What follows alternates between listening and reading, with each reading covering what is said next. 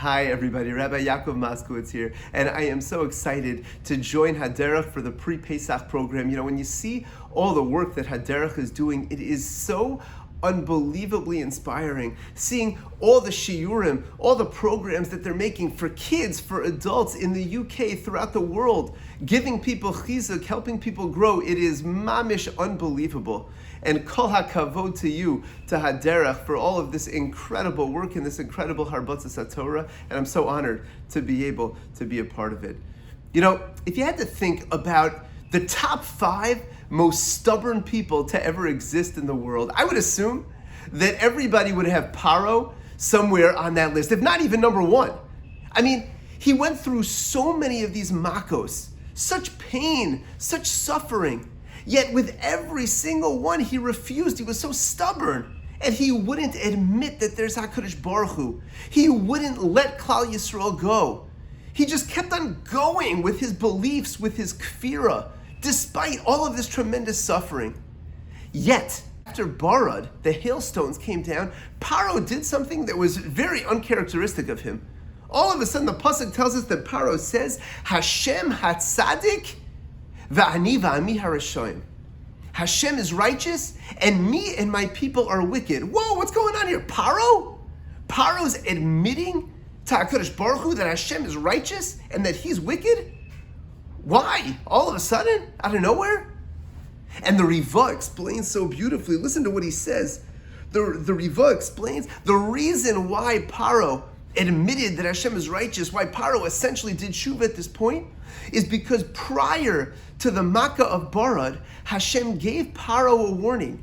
He told Paro and the Egyptians that if you take in your cattle, shilach ha'ez es miknecha, if you take in your cattle inside, it will not get harmed by the Barad. But whatever you leave outside will get harmed by the Barad. And the Riva goes on and he says that when Paro thought about this afterwards, he recognized, whoa, Hashem did a chesed for me. Hashem gave me the special chesed. Hashem gave me the special warning. Yet, me and my people, we're Rishayim because we didn't think about that. We didn't focus in, we didn't zero in on the fact that Hashem did this chesed for me. And my Rosh Yeshiva of Haderech Leibowitz Hatzal pointed out something so unbelievable here.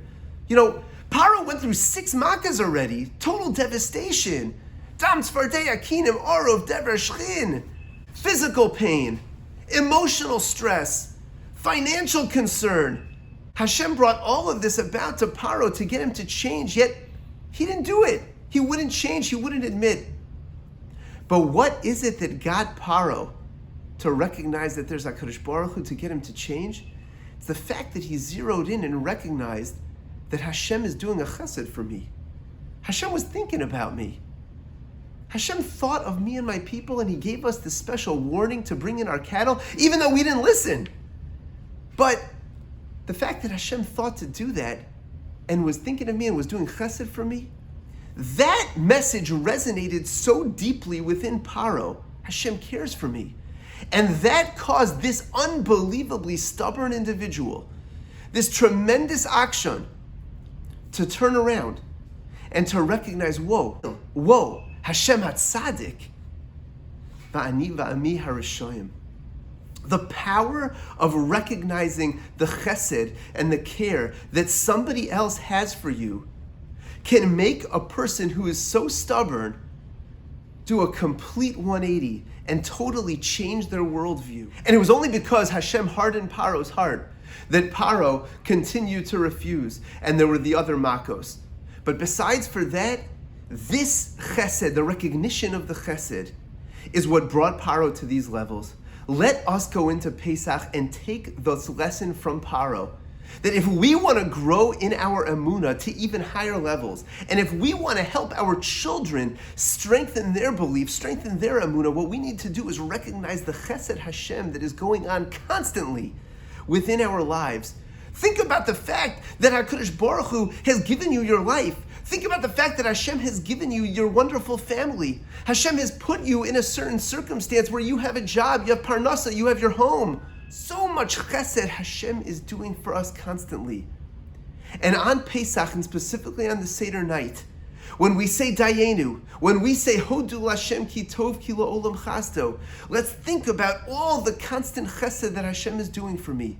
Because when you think about that it has the ability to propel an individual to such incredible heights. You know what? If Hashem is doing so much for me, then I'm going to want to do back for HaKadosh Baruch Hu. And Be'ezus Hashem, through this Pesach, we will be able to grow and help our families grow in our emunah to such incredible levels that Be'ezus Hashem will come so close to HaKadosh Baruch Hu that we should be zoche to see the final geula b'mehera b'yameinu. I want to wish everybody a beautiful Yom Tov, Chag Kosher v'Sameach.